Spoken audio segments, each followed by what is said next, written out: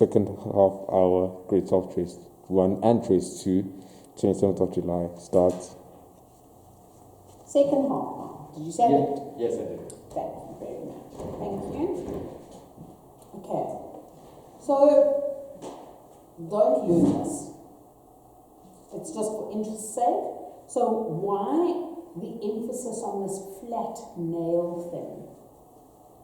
And the reason why is because prior to having flat nails, organisms had little claws. And why were claws so terribly, terribly important? Because having thick body hair means quite often picking up ticks, lice, and other parasites, which can possibly transmit diseases, and they're a nuisance. So organisms before had specialized claws that they used to actually groom themselves and get rid of ticks and lice and fleas, etc. But because humans and monkeys and apes have become social and we spend a lot of time grooming each other, the hairy individuals do. Okay. Flat nails. Okay. Right. So that's just that one. Binocular vision, terribly, terribly, terribly important. So you learned, you didn't do the eye last year. Okay. So in order to have three-dimensional vision, depth perception, a person has to have overlapping fields of vision with the two eyes. So what this eye sees is from here to here, and what this eye sees is from there to there.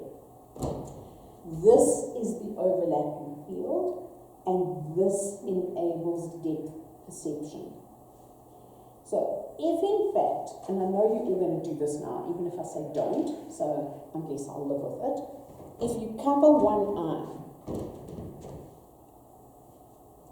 you actually lose depth perception totally. Yeah. What? What does that mean?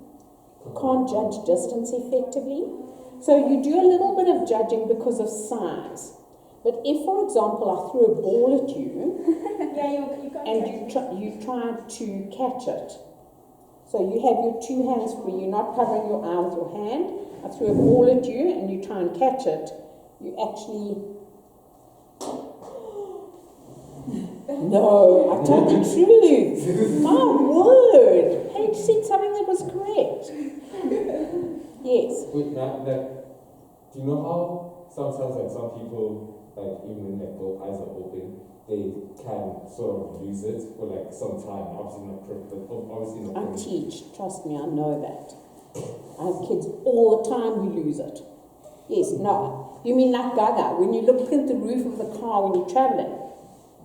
Is that what you mean? No, I mean like, okay, personally, when I don't come to school with my classes, last lesson hits and you drop one at me, in the face. That's a lot. So I don't think that's got anything to do with vision. It's more to do with mental acuity. I don't know. No, my angel, I absolutely don't know. Okay, cool. Okay, so everybody happy that in order to have binocular vision, an individual needs to have both eyes in the front, facing forward, with an overlapping field of vision, and that means a big snout is out. Oh, chicken. What? They eat chicken. Do they not have teeth? Can they not? A big snout. No, but they have eyes like this. Oh. And chameleon as well. They're like cameratic eyes. Yeah. But their eyes, because the chameleon's eyes bulge out, they can bring them forward and good 3D vision. But organisms that have eyes on the sides of their heads, like horses, not amazingly good binocular vision. And so their ability to judge distance is reduced. Oh, so that's why they put a pole at the bottom. Pardon? And when jumping, they usually put a pole at the bottom of the jump so that the horse can have better. Oh, really? I know nothing about this. Okay, so you'll see like a lion and a leopard. Eyes are in the front because they've got to have good 3D vision to judge the distance to be able to kill their prey. Okay, so colour vision, I don't know what that bracket is doing there. Oh, it should become before codes. So colour vision is good, okay, but that's not the critical issue. The binocular vision is critical issue. So a reduced snout, because a big snout would block vision. So what you will see as you progress through the hominids is the face becomes flatter and flatter and flatter, and eyes in the front of the head. Okay, right, so everybody happy about that. So mobile limbs, grasping hands, flattened face, good old binocular vision. And binocular vision is terribly important in that hominids were living in landscapes that, because of climate change, became increasingly grassland. So they needed to be able to see over the grass to see potential predators. So walking on hind limbs makes them taller, they can see. Okay, but that binocular vision is critical in terms of judging distances to be able to see how far away a predator is. Are humans considered predator or prey of the early hominids? Prey. Really? I never thought of that before. Well, I think humans, I suppose we are predators to a certain extent from the time that tools were invented.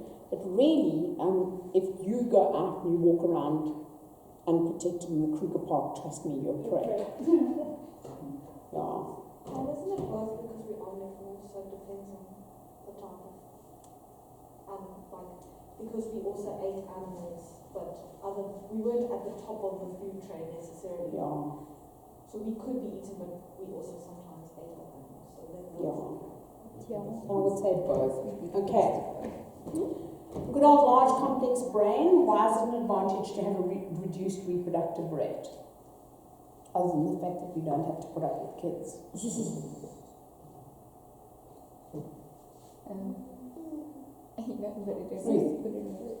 so that you could have. Not me. So humans could have A higher survival fewer rate. babies that have a higher chance of survival. Yeah. And you can develop those. There are also huge disadvantages to being pregnant for a long time. It reduces a female's ability to go and collect stuff and to work and to wash the kitchen floor and all that kind of stuff. Please don't say that in a test or exam. Okay, complex social behavior, we'll talk about that. Okay, now I'm going to go to and fro in this particular section, but quite often what they will give you in the exam is they will give you a picture of a skeleton or a series of skeletons and ask you questions about them, like which is the least evolutionary developed and least developed in terms of evolution, or they'll give you a foot, or they'll give you a hand, or they'll give you a pelvic girdle, or they'll give you skulls. So these are just parts of the whole thing. So what you will see is humans are fully bipedal. In other words, they walk on their hind limbs all the time. Okay, that's going to be critical. Australopithecines, bipedal most of the time, but did a lot of climbing. Okay, and that means that they weren't walking all the time. Chimpanzees, we're going to talk about the fact that chimpanzees and gorillas are knuckle walkers. So that means that hind limbs on the ground and forelimbs, they didn't walk with flat on their hands, they walk on their knuckles, which raises their pectoral girdle up a little bit, and we will talk about that. We're going to talk about the position of the femur in the pelvic girdle. So what you can see here, remember from grade 10 that the little socket on the side of the pelvic girdle into which the head of the femur fits. Remember, it's called the acetabulum. If you look at the acetabulum of humans, the acetabulum of humans is here, there, and there. So it's not at the side of the pelvic girdle, it's actually quite far under the pelvic girdle. And that's going to be important because the femur comes out such that the knee is under the center of gravity of the body. And I'll show you pictures and I'll explain that to you. Whereas here, the acetabulum is at the side of the pelvic girdle. And so the knee and the femur doesn't come underneath the central weight of the body. And that's because mostly chimpanzees knuckle walk. So the body weight is spread out over 4 limbs. It's not spread onto 2, it's spread onto 4. And therefore, they don't have to have their legs directly under the body to help them carry their weight. So chimpanzees can walk bipedally for short periods of time, and I'll show you a video of that, but it's very tiring and they struggle to do it. Okay. And then in terms of the foot, what you will see is that humans, all of the toes are parallel to each other. Okay? And when I show you the side view of the foot, humans have got a very good foot arch, and I'll talk about that. If you look at Australopithecines, the big toe is slightly divergent. And that means that they did do some climbing. If you look at chimpanzees, the big toe is very divergent. And that means that they do a lot of climbing. Okay. And that they don't walk on their hind limbs a lot, because if they did, this toe going off at an angle would actually be a hindrance, not a help. Because now you've got this thing going in that direction, and they can't put all their effort into going forward. And we'll talk about that.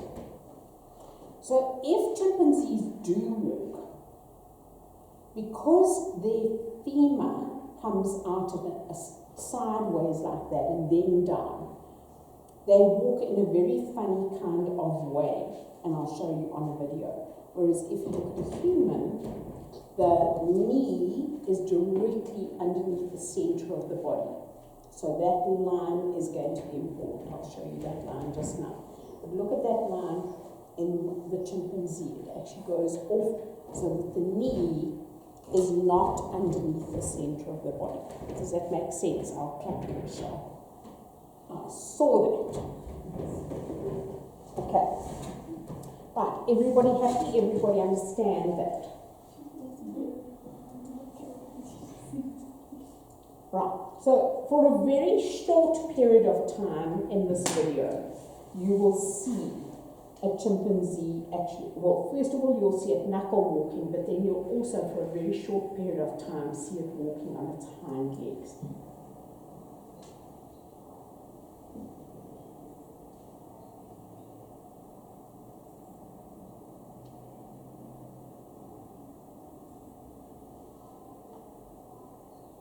There's knuckle walking.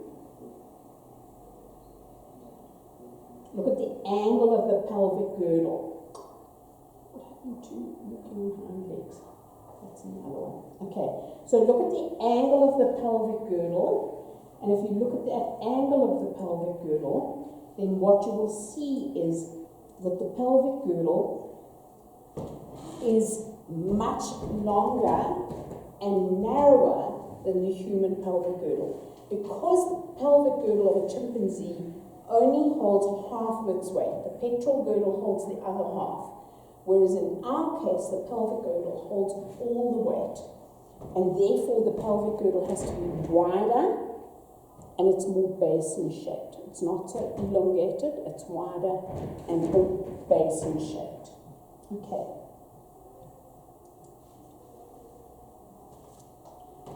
Right, you happy with that? Okay. Then if you look at the head, the skull, look at the position of the foramen magnum. And I can remember mentioning this to my class a little bit earlier in this section, and you all knew what the foramen magnum was. So remember that the foramen magnum is the hole in the cranium of the skull through which the spinal cord passes. It's an extension of the brain, and it passes out from the brain through the foramen magnum. Now, if you look at a dog, the foramen magnum is very far at the back of the skull. In a chimpanzee, it is a little bit further forward, okay, and in a human, it's underneath the center of the skull. So if you look here, is this a baboon? I think it's chin. Oh, is it? No, this one's a chimp. Oh, no. This one was in my room. I think it's a baboon. Oh, okay, yeah. It's also not a good one. Sorry? I said it's also not a good one. The foramen magnum just comes out quite far towards the front. Okay, so guys, there's a chimpanzee. Okay, and what you can see is the foramen magnum is here. It's not underneath the center of the skull. It is here. And then in an organism that is a quadruped, the foramen magnum would be at the back here, because the spinal cord comes out here and all four legs come out in that direction. So the position of the foramen magnum, whether it is underneath the center of the skull, or whether it is further back, or whether it is right at the back, that indicates whether an organism is able to walk at all bipedally or is quadruped. Okay. All right. So this, if you look at bipedal hominins such as Lucy and modern humans, the foramen magnum is further forward. So looking at the skull in a comparison of a modern gorilla and a modern human, and I will go back and show you this many, many times. Okay. So the first thing you look at is you look at the angle of the forehead. Is it almost vertical? Is there such a thing as a forehead? There isn't really in a gorilla. The frontal bone slopes backwards. It slopes backwards. Okay, whereas the frontal bone here is vertical. And there's an obvious forehead here. That means that the frontal lobe of the brain in this individual is much better developed than the frontal lobe of the brain in this individual.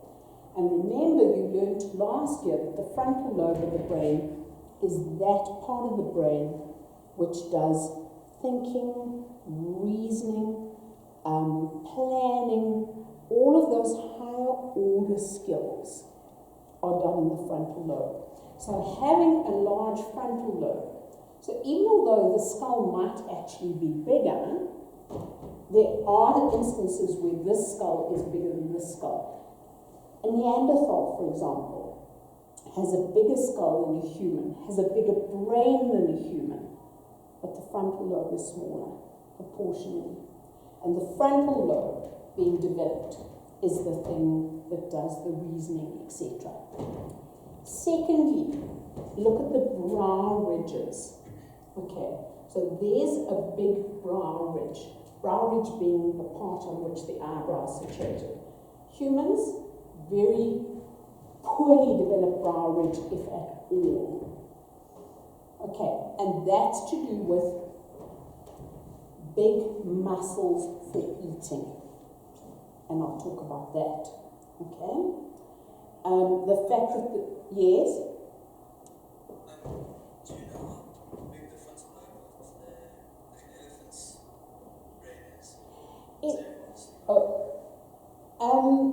Proportionally not as big as a human, but obviously it's got a very big frontal lobe because it's got a very big brain. But it's the proportions that matter. Okay. Alright. Okay. A protruding upper and lower jaw, and that's to do with what they eat. A very big zygomatic arch, and that's to do also with what they eat, and that they eat unprocessed food, and they need very big muscles to move their jaws, to grind the food because the food is unprocessed. We've got much smaller jaws, much smaller teeth, and the teeth are much flatter because we do a lot less grinding of the food because food that we eat is mostly processed food. Okay. And then, really interesting, we'll talk about this when we get up to the Neanderthals, a chin. And the chin is very important. Look at this. A receding chin. There's no space for the important muscles of the tongue involved in speech. So having this little chin thing sticking out here gives a bigger space for the parts of the tongue which are involved in speech. Okay. Much longer jaw, much bigger teeth in a gorilla than in a human, and very well developed canines, and that's because they will eat meat if the situation arises. Okay. So here's a gorilla, there's a human, there's a comparison, there's a nice comparison. And the reason why I wanted to show you this was I wanted to emphasize, and remember I've spoken about this a number of times. Remember in paper 2 last year, they asked a table of comparison, and remember that people completely fluffed it. Okay, if you do a table of comparison, it is critical that you have on this side, opposite and equivalent something on this side. So forehead slopes backwards, high vertical forehead, large frontal region, smaller frontal region. Large and distinctive brow ridge, small brow ridge. Some idiot left an extra space here, I'm sorry. Small cranium, remember a cranium is the part of the skull that houses the brain. So this entire thing is a skull, but this part is the cranium. Whereas if you compare proportionally, this cranium is much, much bigger. Okay, etc., etc. So, I'm not going to obsess about this. I just put it in because I wanted you to focus on making sure that your points were opposite each other. So if this point is a long point, then you don't start 0.7 over there. You leave a groot space and you start 0.7 opposite each other. And these two things have to be about the same point. You can't go, has big canine teeth and has the foramen magnum underneath the center of the skull. You can't do that. You've got to get it right. Okay. In terms of primate hands, a tree shrew, sorry, Kia, okay, versus a tarsier, has now suction-like pads but claws as well. Monkey, short thumb, flat nails. Humans, long thumb, fingers curve easily, and flat nails. Okay, you look at hands. Okay, so you know what a gibbon is. Okay, don't worry about it. There's an orangutan. Okay, long fingers because they curve around branches. There's a gorilla. Okay, chimpanzee, Ardipithecus ramidus, and here's a human. This is not a thumb. These are not hands, these are feet. Yeah, sorry guys.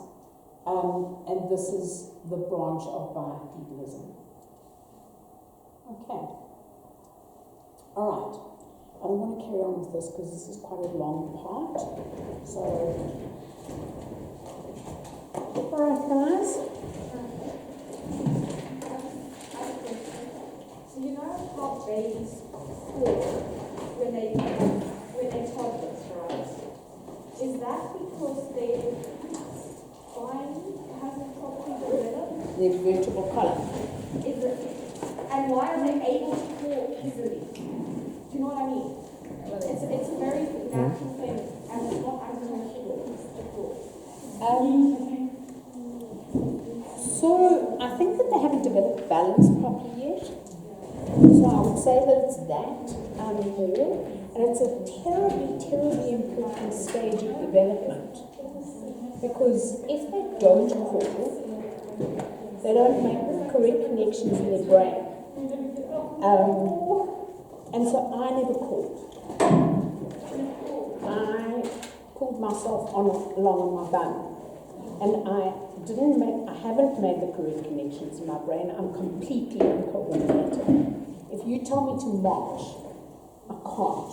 I've got to stand and work it out. I need to do this hand with that foot, and then like I do 2 steps, and then I can do it.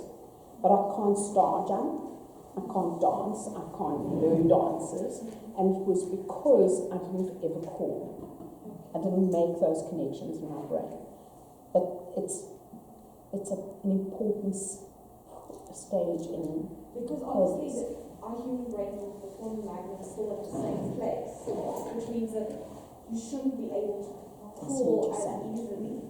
So maybe because the limbs are smaller, it doesn't make as much of a difference, and there's less weight, I don't know. But if you consider the position of the head in crawling, it's not like a dog going like this, generally speaking. It would be that the head is looking in that direction. I don't know. Maybe it's flexibility of joints, and more flexible at that age, and they can lift their legs up to the ears. oh, there we go. End of second half hour. Trace Gr12, trace 1 and 2, 27th of July. End.